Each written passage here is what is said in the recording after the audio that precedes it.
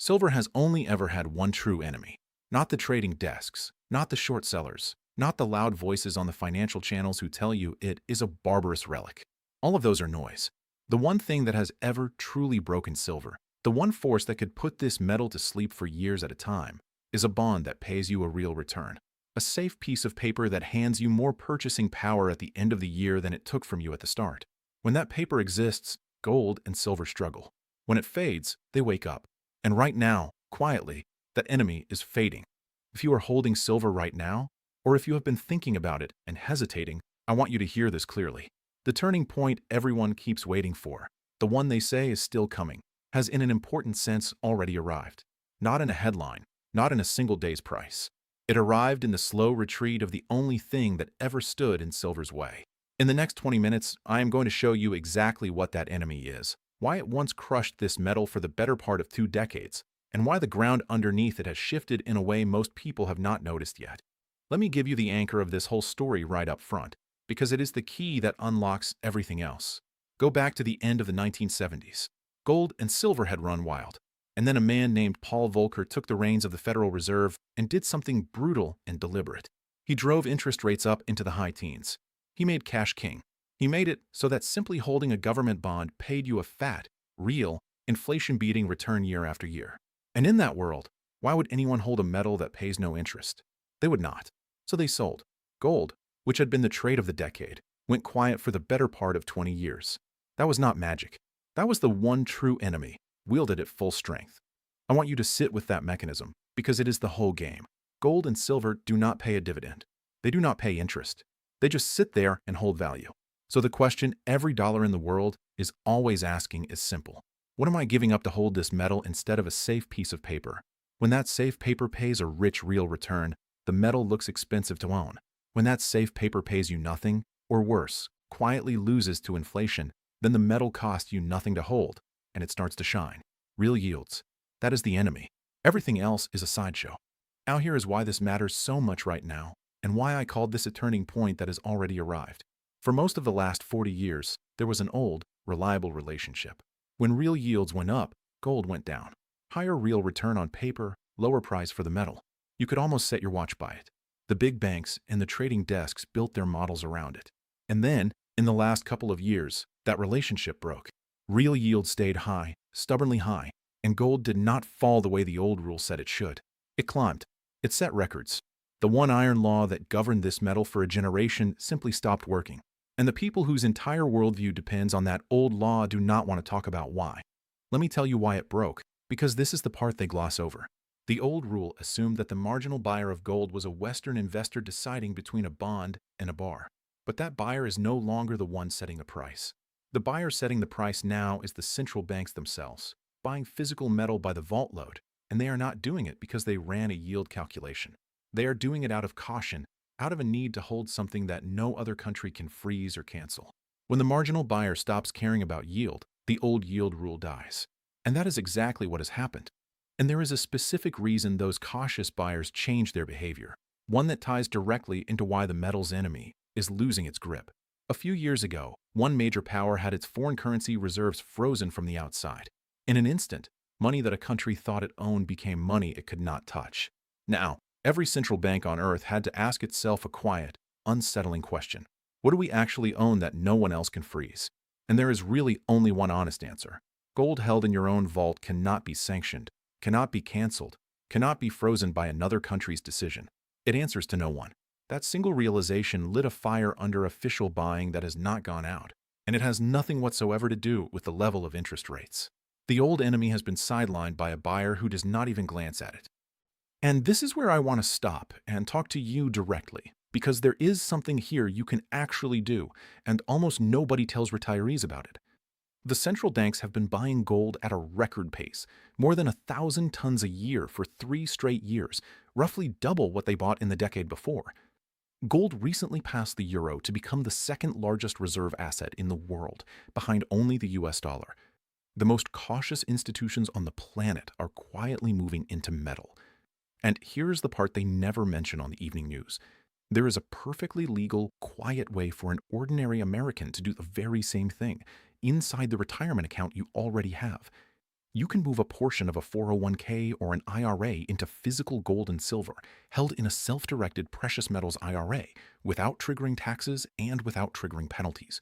This is not some loophole for insiders and hedge funds. If you have $100,000 or more in any retirement account, this is available to you, the same protection the central banks are reaching for. If you are watching this on your television, you can scan the QR code on your screen right now.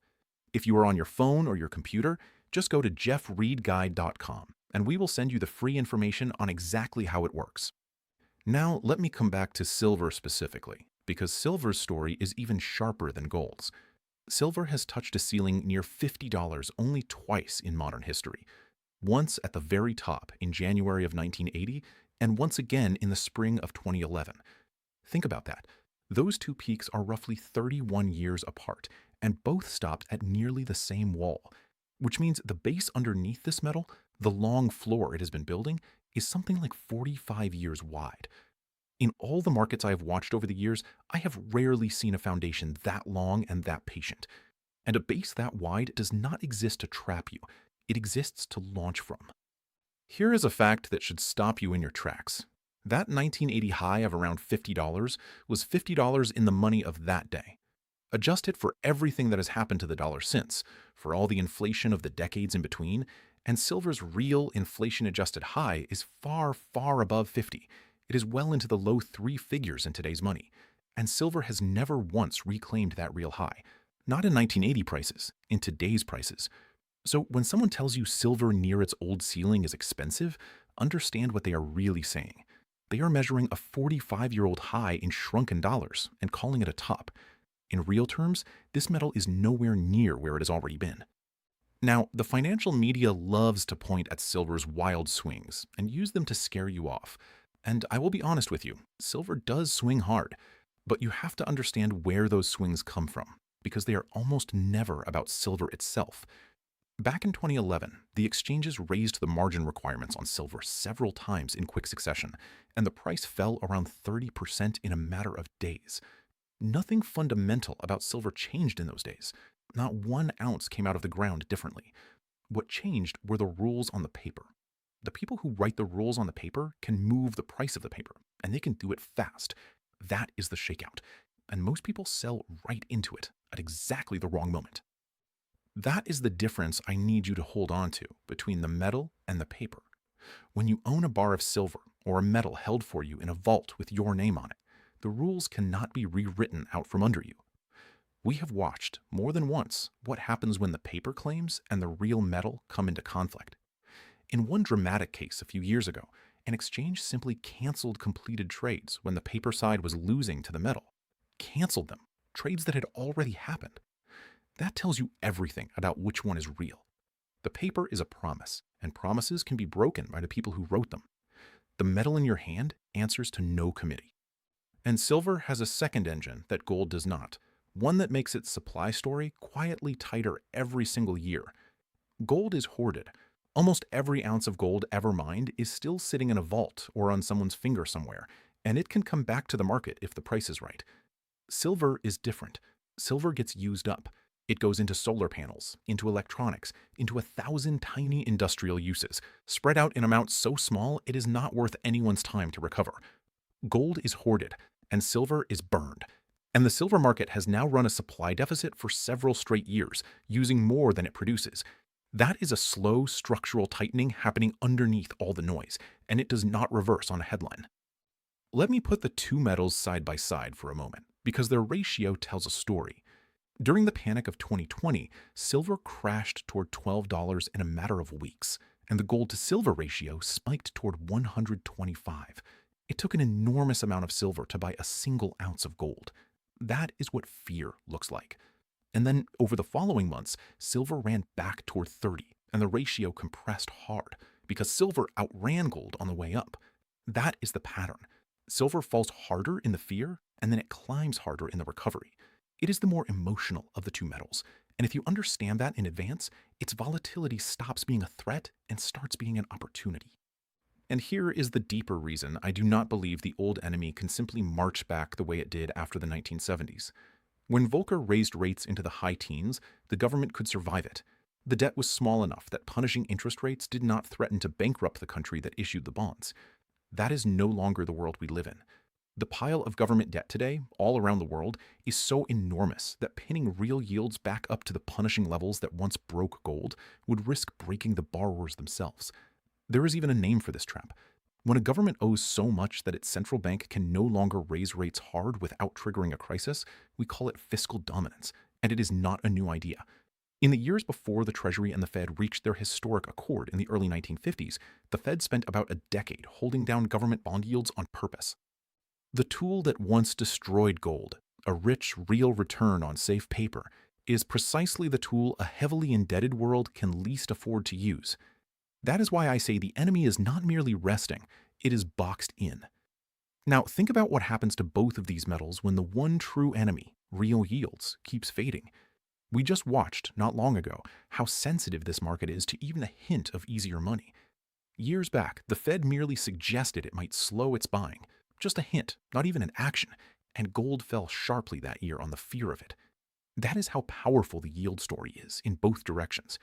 If a hint of tighter money could shake the metal, then the slow structural fade of the metal's only enemy is a tailwind that builds for years, not days.